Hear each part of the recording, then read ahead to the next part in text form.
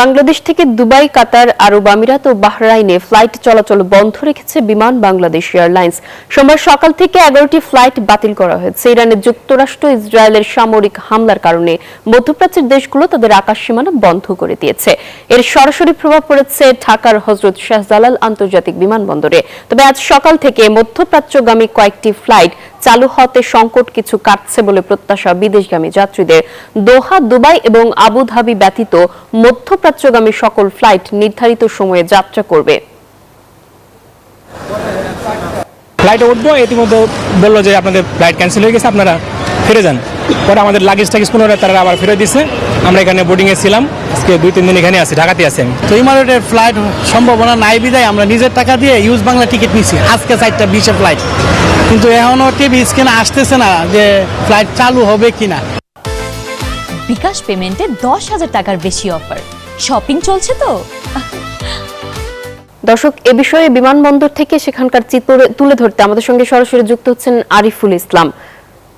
আরিফ, বিমানবন্দরে প্রবাসীদের দুর্ভোগের কি চিত্র আপনি এই মুহূর্তে দেখছেন আমাদেরকে জানাবেন। যে মুহূর্তে আমি শাহজালাল আন্তর্জাতিক বিমানবন্দরে রয়েছে, আর এখানে হচ্ছে যেটি আমাদেরকে জানানো হয়েছে দুবাই, কাতার, আবুধাবি আর হচ্ছে বাহরাইন, এই 4টি রুটে বাংলাদেশ থেকে হচ্ছে যে বিমানগুলো চলাচল করার কথা ছিল সেগুলো কিন্তু পুরোপুরি বন্ধ রাখা হয়েছে। মানে এই 4টি রুটে আপাতত কোনো বিমান চলছে না নিরাপত্তাজনিত কারণে। আর একই সাথে হচ্ছে সকাল থেকে এখন পর্যন্ত 11টি ফ্লাইট বাতিল করা হয়েছে বিভিন্ন রুটে। আর মধ্যপ্রাচ্যের যে অন্যান্য যেই এলাকাগুলো রয়েছে সেগুলোতে মূলত বাংলাদেশ বিমানের চলাচলও কিন্তু কমিয়ে আনা হয়েছে। একই সাথে যেই বেসরকারি যে প্রতিষ্ঠানগুলো রয়েছে সেই প্রতিষ্ঠানের বিমানগুলো কিছুটা চলতে আমরা দেখেছি। তারপরও আমরা দেখেছি যে ইউএস বাংলার প্রায় 4টি বিমানের হচ্ছে শিডিউল বিপর্যয় হয়েছে, এরকম কিন্তু হচ্ছে। আর একই সাথে হচ্ছে এখানকার যে যাত্রীরা মূলত রয়েছেন তারা গত 28 তারিখ থেকে যখন এই বিপর্যয় তৈরি হয় যুদ্ধের কারণে, এরপর থেকেই বিমানবন্দরে একটি অস্থিতিশীল পরিবেশ তৈরি হয়।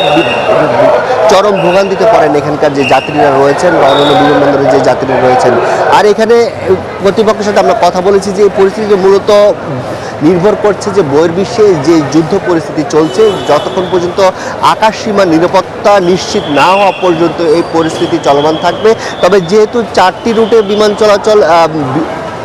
বিমান চলাচল আপাতত বন্ধ রয়েছে, এই 4টি রুটে কিন্তু আমরা দেখেছি যে ভোগান্তির পরিমাণটা একটু বেশি, কিন্তু অন্যান্য রুটে কিছুটা সচল হলেও কিন্তু পরিস্থিতি আগের মতোই এখন পর্যন্ত আছে, এমনটা কিন্তু বলা যায়। আর 28 তারিখ থেকে এখন পর্যন্ত শাহজালাল বিমানবন্দর সহ বাংলাদেশের সকল যে বিমানবন্দরগুলো রয়েছে সব জায়গায় এখন পর্যন্ত প্রায় 74টি ফ্লাইট বাতিল করা হয়েছে।